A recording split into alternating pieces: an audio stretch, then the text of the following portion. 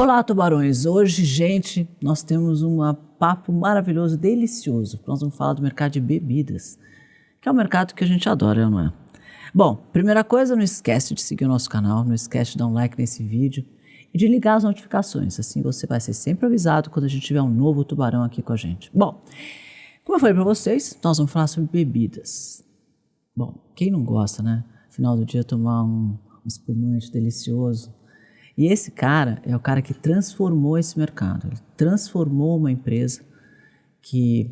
quer saber? Eu não vou contar não, vou deixar Fabiano Ruiz contar pra gente um pouquinho sobre como CEO da Freixenet, da Henkel Freixenet, para o Brasil e para toda a América Latina, como ele fez essa grande transformação nesse mercado. Tudo bem, Fabiano? Cris, obrigado. Um prazer ser convidado e contar um pouco da minha história para você. Muito legal ver essa transformação que você criou nesse mercado. Você vê como é um mercado tão consolidado, já um mercado mundial tão consolidado, ver como uma pessoa consegue, com o seu time, fazer essa transformação e impactar todo um continente. Mas antes de você falar sobre isso, Fabiano, conta um pouquinho para a gente quem é o Fabiano.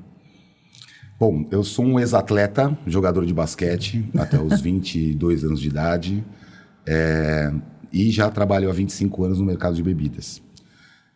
E consegui trazer esse espírito de liderança, de disciplina, principalmente, coisa que o esporte nos traz, né, e implementar isso na Henkel Freixenet. Onde nós temos um trabalho muito colaborativo, né, onde todos têm bastante autonomia, e acho que esse é um das ferramentas do nosso sucesso. Eu comecei na Freixenet, né, em 2009, ou seja, 15 anos atrás, como um area manager. Né? Quanto faturava naquela época? Mais ou menos. Algo como 1 milhão de euros, acredito. Vamos falar em garrafas, acho que é mais legal até. Nós vendíamos no Brasil 100 mil garrafas. Tá. E de lá para cá, né, foram implementadas algumas iniciativas de marketing muito assertivas, desde posicionar o produto como uma marca premium, né? Como entender o consumidor brasileiro, né? Normalmente, uma multinacional usa banco de imagens ou então conteúdos internacionais para replicar no seu mercado. Eu era distribuidor de marcas internacionais e sempre se tinha que usar aquela mesma imagem. Exato. Que era para o mundo inteiro. E muitas vezes funciona. Nesse caso aqui, nós, desde o início, identificamos que o consumidor brasileiro... Primeiro, naquela época, o consumo per capita de vinhos e espumantes era muito baixo ainda, né? Nós somos ainda um país jovem, né? Se nós olharmos o consumo, ele é crescente, a pandemia evidenciou bastante isso, mas ele ainda é pequeno, são menos de 3 litros per capita. Quanto é a média normalmente na Europa, por exemplo? Na Europa, o principal mercado de consumo é Portugal, são 60 litros. Aqui são 3? 3, menos de 3, 2,7. Nossa senhora, quanto que nós temos que beber ainda, hein? Sim, e aí cresce, isso é importante. Que legal. Né?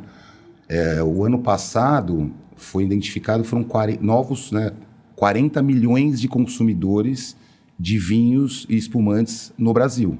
Então, isso é um dado importante, né? Então, ou seja, o consumidor brasileiro passa a ter interesse no consumo de vinho e espumantes. Então, naquela época, 100 mil garrafas. Então, como mudar, como virar esse ponteiro? Então, a primeira coisa é desenvolver conteúdos locais. Entender que aqueles conteúdos internacionais, o consumidor não se identifica, acha que é um produto caro, ou que então é muito luxuoso, então ele acaba se distanciando. Então, nós... Desde o início, desenvolvemos conteúdos locais através de shootings ou através de conteúdos no ponto de venda, para que o consumidor veja que o espumante ele não tem que ser só consumido no final do ano, né, nas festas, ou então no momento que você está comemorando alguma coisa. Eu fui promovido, minha esposa ficou grávida, então ele tem que ser consumido de uma maneira... Né, o espumante ele é uma bebida muito versátil. Ele pode ser consumido desde um café da manhã, ou um almoço, ou um jantar, né? brunch, com sobremesa. Harmoniza super bem, tem espumantes maravilhosos. E essa jornada foi assim. Então, tropicalizar, né, os conteúdos, fazer com que o consumidor se identifique mais com a categoria E isso nos trouxe, né, a oportunidade de replicar para outros mercados também. Mas falando no Brasil, o ano passado nós atingimos 3 milhões de garrafas. Então, de 100 mil garrafas para 3 milhões de garrafas em quantos anos? 15 anos. 15 anos. Maravilhoso. Parabéns. Que incrível. E aí eu vi que você assumiu a América do Sul e a América Central. Isso é porque lá também está precisando de um Fabiano para empurrar esse número, é isso? Mais ou menos. Vamos dizer que o Brasil, ele nos últimos anos chamou muita atenção da matriz da empresa por uns crescimentos. Eu vi que a filial dígitos. que mais cresceu no mundo. Exato, o ano passado. Né, nós crescemos, o ano passado, 27% em volume e 34% em valor. A pandemia também foi uma oportunidade, o aumento do consumo no Brasil. E nós crescemos absurdamente, algo como 80% em 2020, 45% em 2021. Então, considerando os últimos 5 anos, desde a fusão entre Henkel e a Freixenet, nós saímos de 500 mil garrafas em 2019 para 3 milhões. Então, foi um crescimento muito importante, onde a matriz identificou que, realmente, como nós podemos replicar esse modelo de sucesso do Brasil para outros mercados da América Latina. Essa diferencial entre a champanhe e o espumante, muita gente se confunde. Então, aproveitar que você está aqui para explicar um pouquinho para a gente qual é a diferença entre um espumante e uma champanhe, porque as pessoas falam, não é champanhe, não é espumante, não é cava, né? Então, explica um pouquinho essa diferença, por favor. Então, primeiro tem um método de produção, né? O espumante, existe o método Charmat e o método Champenoise. O Charmat é um método um pouco mais simples, que é a gasificação. A produção é feita através de tanques de aço inox, muito mais rápido, mais barato, que em 40 dias vocês têm um produto finalizado, pronto para comercializar. No caso do champanhe e do cava, que é método Champenoise, ocorre que a segunda fermentação é na própria garrafa. Então, a primeira fermentação é em tanques, a segunda na garrafa. Os cavas e os champanhes têm que ter no mínimo 9 meses de garrafa para estar apto para você vender. Então, ele é mais custoso, mais tempo de estoque, né? E o produto é completamente diferente, porque a gasificação ela é artificial. É como você colocar gás carbônico. E o champanhe e o cava, o método Champenoise, a segunda fermentação ela é natural. Então, tentando ser mais didático, a perlage, que é a bolha, o gás, ele é mais fino. Leve. É mais leve do que um espumante método Charmat. E aí a diferença entre o champanhe e a cava é só a região? A região e as uvas. Então, as uvas também? Sim. Para ser considerado um cava, tem que ser produzido na Catalunha, né, majoritariamente, são 90%, então tem que ser produzido na Espanha, numa região demarcada. E as uvas têm que ser uvas típicas espanholas. No caso da Freixenet, Macabeu, Parelhada e Xarel·lo. Já champanhe, também numa região demarcada, que é a região de Champagne na França? Que é a região de Champagne, onde é predominante as uvas Chardonnay e Pinot Noir. Ah, perfeitamente. Agora, vocês têm, com essa fusão da Henkel, mais produtos além dos produtos da Freixenet, que eram tipicamente espanhóis. Exato. Tem outros vinhos, outros produtos. Exato. Em 2009 aconteceu a fusão entre a Henkel e a Freixenet. São 2 empresas familiares até hoje, centenárias. Uma alemã, que é a Henkel, que fica lá em Wiesbaden, na Alemanha, próximo a Frankfurt, e a Freixenet, que fica em Santa Sadurní da Noia, na Catalunha, próximo a Barcelona. A fusão dessas 2 grandes empresas propiciou que nós nos tornássemos o maior player, o líder no segmento de espumantes globalmente. Então, imagina que hoje nós temos 10% de market share a nível mundial, então a cada 10 espumantes consumidos no mundo, 1 é nosso. Nós temos vinícolas nas principais regiões produtoras, os principais países do mundo. Então, a Alemanha tem uma classificação chamada SECT, do mesmo jeito que a gente falou agora do cava e do champanhe, lá é SECT. Então nós temos 2 vinícolas na Alemanha. E na Itália, na região de Prosecco também, no Vêneto, nós temos uma vinícola chamada Mioneto, que é o Prosecco mais vendido do mundo. Temos a Freixenet na Espanha, não é só a vinícola Freixenet, então nós temos mais 5 vinícolas na região do Penedès, que fica na Catalunha, que também produz espumantes cava e também espumantes método Charmat. Temos vinícolas em Champagne, também, Alfred Bretienne. Também faz além da cava champanhe. Exato. Trouxemos esse ano, introduzimos no mercado, justamente pensando em premiumizar a categoria.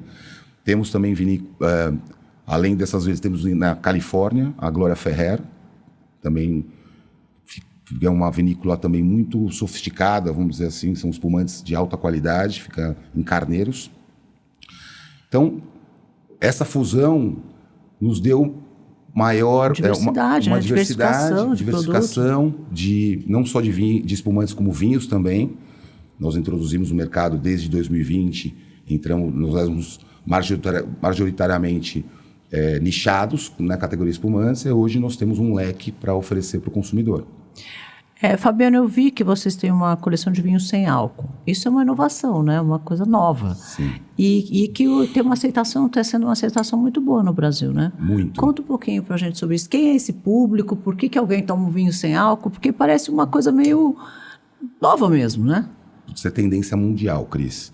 Os vinhos, consumo, né? Não só categoria vinhos e espumantes, porém cerveja também, e outras categorias, até hoje gin, são produtos sem álcool ou low álcool, né?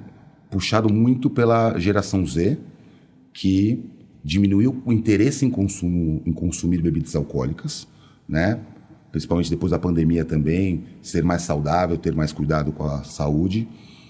E nós apostamos nessa categoria no Brasil. Vamos falar globalmente, nós somos a empresa que saiu na frente, né? Que inovou. Temos uma tecnologia bem diferente da usada pelos nossos concorrentes, onde o álcool é removido. Imagina que produz um espumante e o álcool é removido do espumante para que mantenha a qualidade e o sabor. Ah, que ótimo.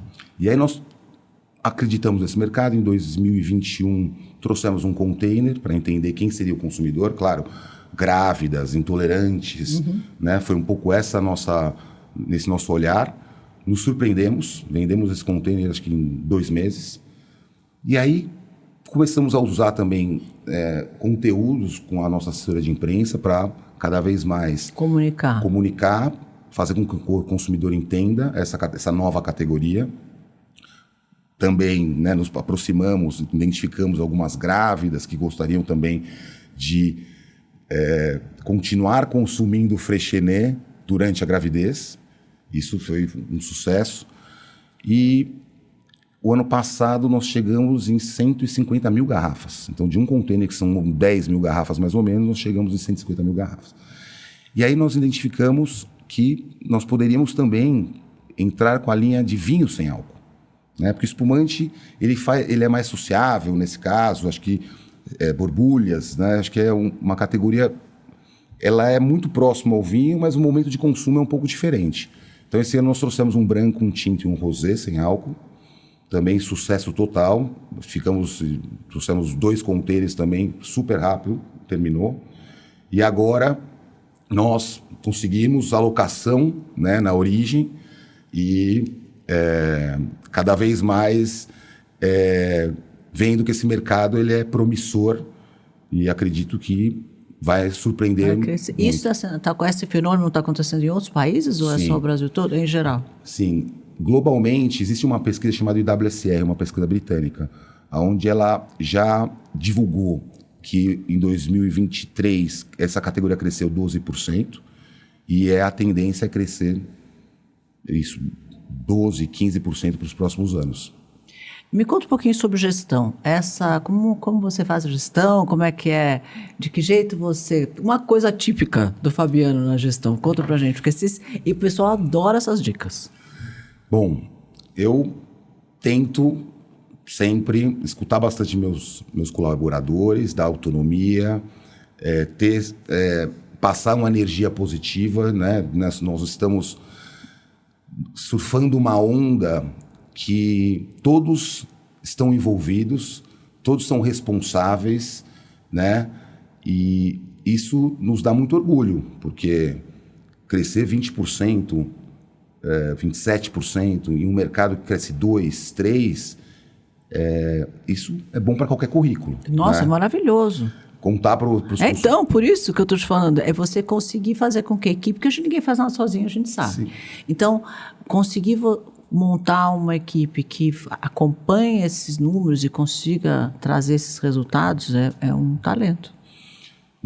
E eles acompanham isso, né? Acho que eu faço também reuniões mensais. Acho que quando você trabalha com bebida, é um segmento muito gostoso de trabalhar, como você comentou no início.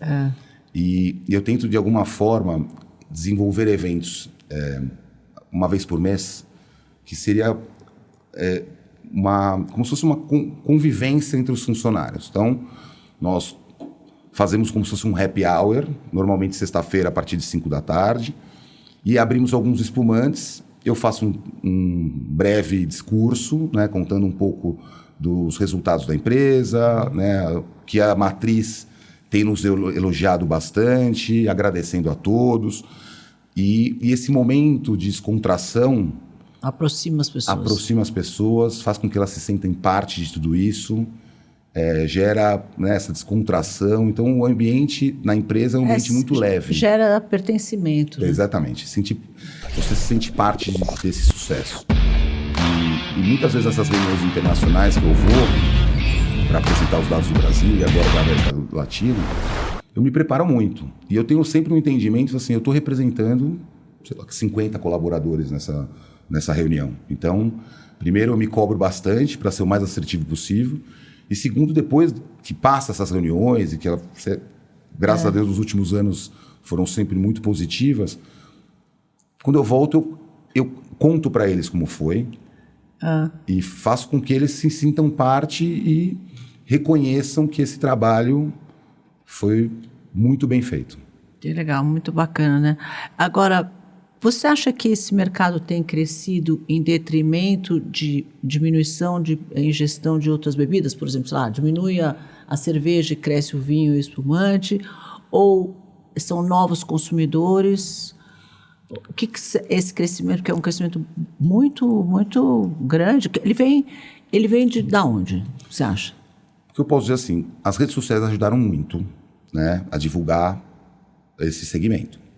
No nosso caso, a gente desenvolve conteúdos justamente em momentos de consumo diferente, porque o consumidor entenda que não é só num casamento que ele vai consumir. O Brasil ainda é um país jovem no consumo de vinho. Então, é uma categoria que a gente precisa desenvolver, educar consumidores, explicar que você não precisa ter dinheiro necessariamente ou ser bem-sucedido para você consumir um vinho. E para você trazer um novo consumidor, ele vai começar por um produto mais doce, provavelmente, um produto que vai caber no bolso dele. E ele vai evoluir. Ele, como pessoa, o paladar dele vai evoluir. Então, você perguntar, você gosta de um espumante demi-sec ou um brut? Eu gosto de um brut, mas eu trabalho nessa categoria há 20 anos. Quem começa com um espumante moscatel doce, ele vai evoluindo, depois ele compra um moscatel mais premium, um pouco mais elaborado, depois ele entende que um brut faz muito mais sentido com uma salada ou um almoço do que um demi-sec. E no final, hoje, por exemplo, nós temos um espumante no nosso portfólio que ele tem 10 anos de envelhecimento, ele é de uma uva chamada Malvasia, e ele é perfeito para você harmonizar com uma sobremesa, como um vinho do Porto. Então, nossa, nem eu conheço esse. Sim. Então, eu acho que nós, como uma indústria, né, líder de mercado global, aqui no Brasil, nós somos uma empresa que cresce muito. Hoje, na categoria de espumantes importados, nós representamos 35%, ou seja, cada 10 espumantes importados consumidos no Brasil, 3 são nossos. Então, a gente tem a necessidade de desenvolver essa categoria, educar os consumidores e trazer novos consumidores, sejam jovens ou de qualquer faixa etária, mas que entendam que o espumante é uma categoria muito versátil que pode ser consumida em qualquer momento. Eu tenho ouvido, é engraçado, antigamente você falava assim, vamos tomar uma cerveja, vamos lá em casa tomar uma cerveja, não sei o que é da cerveja, pega aí uma cerveja e tal. Hoje eu escuto muito, as pessoas falam, Cris, passa lá em casa tomar um vinho, vamos tomar um vinho. Mudou, eu escuto muito mais pessoas falarem vamos tomar um vinho do que cerveja. E Cris, tem ainda muito para crescer. Tem um espaço enorme, até do próprio varejista, né, das grandes redes de supermercado, o pequeno varejista, de ter uma atenção especial nas gôndolas do supermercado. Uma das coisas que a gente fala bastante, eu falo bastante em entrevista, mas também nas reuniões que eu participo, Vocês não podem olhar só para a categoria de espumante na hora da sazonalidade, né, no final do ano. Você tem que olhar o ano inteiro, porque existe consumidor, cresce a categoria, o espumante cresce mais do que o vinho, apesar de que, um outro dado importante para levar para vocês, quando a gente fala de vinho, a gente sempre fala vinho tinto, né? Eu vou te falar, hoje o espumante, o vinho branco e o vinho rosé representam 22% de toda a categoria. E se você olhar, assim, normalmente seria, sei lá, 95% vinho tinto e o restante seria os 5%. E não, cresce. Então, Acho que principalmente no Brasil, não sei, eu tenho uma sensação que o vinho branco e o vinho rosé e o espumante é mais fresco. Sim. Então, para o Brasil, que é essencialmente quente, né, um país quente, o vinho tinto muitas vezes fica muito pesado. Principalmente de dia, esse mau almoço e tal. Então, eu acho que aqui vai crescer mais ainda essas categorias, né? Não tenho dúvida. Fabiano, outra coisa que eu ia te perguntar é um pouquinho sobre qual é a dificuldade de se criar uma categoria de vinhos nacionais. É uma coisa muito difícil por causa da uva? É um preconceito que as pessoas têm com vinho nacional? É a terra que não cultiva uma uva boa e não dá um vinho bom? Porque a gente sabe que tem alguns poucos vinhos bons, mas é muito pouco ainda. É incipiente o que se faz de vinho no Brasil. Qual é a grande dificuldade, você acha? No caso de espumantes, existem produtores que produzem excelentes espumantes. No Brasil? No Brasil. Principalmente no Sul. No Rio Grande do Sul. Santa Catarina também. Já vinhos branco e rosé você encontra de melhor qualidade, tinto não é tão fácil. Eu acredito também que a uva, o clima da Europa, ele é mais favorável a que a produção seja de melhor qualidade. Seja de melhor qualidade.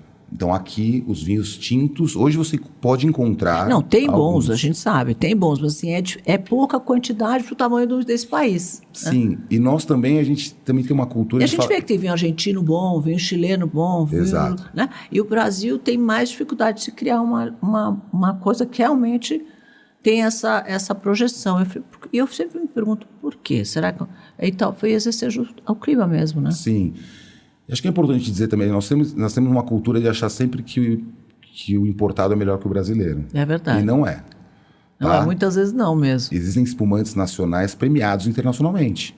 Olha só. Então, a gente, por mais que nós somos um produto importado, centenário, né, que, né, é comercializado globalmente, também premiado, eu valorizo muito as vinícolas locais, o trabalho que é realizado aqui, e posso garantir que vocês vão se surpreender com os espumantes, né, nacionais. Realmente, é muito bacana. Próximos planos? Ideias? Cris, eu já estou, super feliz e motivado com essa nova promoção, vamos dizer assim, essa nova oportunidade desafio, né? de replicar o modelo de negócio, né, esse sucesso do Brasil para os mercados. Isso nós já começamos, né, em dezembro do ano passado. Nós já começamos a replicar alguns eventos, algumas best practices de marketing no Uruguai, em Punta del Este, né, onde nós, além de patrocinar os principais eventos, levamos a nossa equipe de digital media, social media, para captar conteúdos ali e não só divulgar nas nossas redes sociais do Brasil, porém do Uruguai também. Esse ano também já identificamos uma agência no Chile para que tenha essa sinergia com a nossa agência local para também, aos poucos... Tem uma linguagem mais única, né? Exato. Essa é a ideia. Que a região tenha um mesmo conteúdo e ações assertivas sendo replicadas desde o Brasil como um hub da América Latina. A experimentação nos eventos é muito importante, né, para criar a fidelidade da marca, certo? Sim. Participar de eventos, collabs, né? Buscar parceiros, né, que consigam levar esse momento de consumo mais versátil no dia a dia dos consumidores. Agora, deixa eu me perguntar uma coisa que eu acredito muito, falo muito aqui, e você como atleta pode me dizer. O fato de você fazer esporte, ser atleta, você acha que interferiu na sua carreira, positivamente na sua carreira como executivo, como profissional? Certeza absoluta. Que é o que eu comentei também, da disciplina, né? E você ter essa consciência de ser saudável, de ter uma vida regrada, né? Isso te faz sentir bem e faz com que você tenha energia para enfrentar os desafios. Então, isso não tenho dúvida nenhuma, o quanto o esporte me inspirou, o quanto eu lembro muitas vezes da época do basquete, de ser um líder, de, né, motivar as pessoas, dizendo que todos nós dependemos um do outro. Então, como eu pratiquei um esporte coletivo, isso é muito legal, porque por mais que você esteja inspirado nesse dia, você, sei lá, jogou muito, fez 30 pontos, mas se o seu time não marcou, né, um não ajudou o outro, ou se você... Isso não vai chegar, no final nós vamos perder. Então, todo mundo quer ganhar. Eu não quero ser o cestinha. Eu quero ser o melhor time do Brasil. Então, para isso, a gente tem que, todos nós, ter esse sentimento de fazer parte e ter o comprometimento de um ajudar o outro. Perfeito. Você sabe o que eu acho também? Que muda a energia. Assim, quando você faz esporte, você tem bom humor, né? Você tem disposição, você tem força, você tem a alegria de viver, eu acho. Acho que o esporte dá muito isso, porque aqueles maravilhosos hormônios que se descarregam, que dão alegria mesmo, felicidade. Isso contagia, porque energia, né? Todo mundo é feito de energia. Então, quando você está feliz, alegre e tal, você contagia todo mundo à tua volta. E quando você não estar... Também, né? Você também. Também. Então, o fato de ser uma pessoa que faz esporte, eu acho que isso contagia a equipe. E você tem algum projeto de esporte para a turma? Você incentiva o pessoal a fazer esporte? Putz, justamente esse ano nós, através de uma lei de incentivo, participamos de uma maratona. Olha! Né, como apoiador. E aí nós fizemos um projeto de endomarketing, incentivando os funcionários a irem nessa maratona, que não era uma maratona de 21 quilômetros ou 42.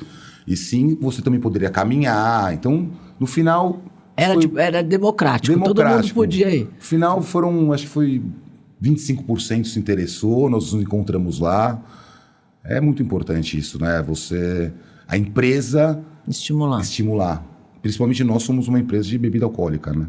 Eu sei que eu lembro que o Abílio fazia muito isso no Pão de Açúcar, né? Ele patrocinava equipes de corrida, fazia as pessoas virem para o escritório a pé, de bicicleta, correndo, aí tinha chuveiro no escritório para as pessoas tomarem banho e se trocar para começar a trabalhar. E ele acabou realmente criando times enormes ali dentro de esporte. Eu acho que isso também, no final, faz com que todo mundo tenha essa sensação de alegria, de disposição, de pertencimento, que faz com que a coisa funcione melhor. A gente precisa ter uma vida saudável justamente para ter energia no seu dia a dia.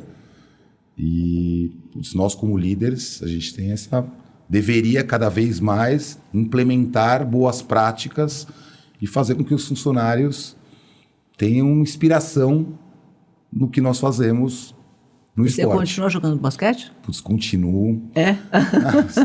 Um campeonato paulista. Fala sério. Sério. 45 mais, né? São 10 times.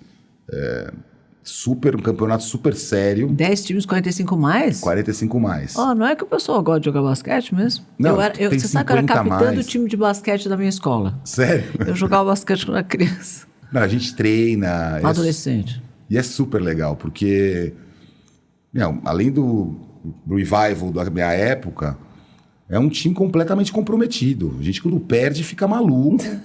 A gente não briga, mas a gente se cobra, né? Putz, perder, a gente foi na frente 10 pontos o jogo inteiro e agora no final perdemos de 2 pontos. Então a gente se reúne, treina, e é muito legal. Eu sou aficionado pelo basquete. E a hora que acaba o jogo, vai beber o quê? Não vai me falar que você vai beber cerveja a hora que acaba o jogo. Eu vou te falar que antigamente era cerveja. Quando eu entrei no time, eu levo vinhos, eu levo espumante, então agora consegui trazer a atenção dos meus amigos a consumir vinho e espumante e diminuir o consumo de cerveja. Olha só, vai trocando mesmo, né? Conta pra gente, aliás, na verdade, uma mensagem que você gostaria de deixar aqui para os nossos empreendedores. O que eu posso dizer, acredito no sonho, né? Eu acho que existem momentos de dificuldade quando você começa um novo desafio e que você tem que se adaptar, né? Olhar ao seu redor marcas ou pessoas que te inspiram e replicar, né? Eu acredito que existe muita oportunidade de você se desenvolver no dia a dia, levar isso para os seus colaboradores e isso também para os consumidores. Isso nos dá uma motivação a mais de cada vez estar antenado nas tendências e continuar esse caminho vitorioso. Essa é uma boa pergunta. Quem te inspira?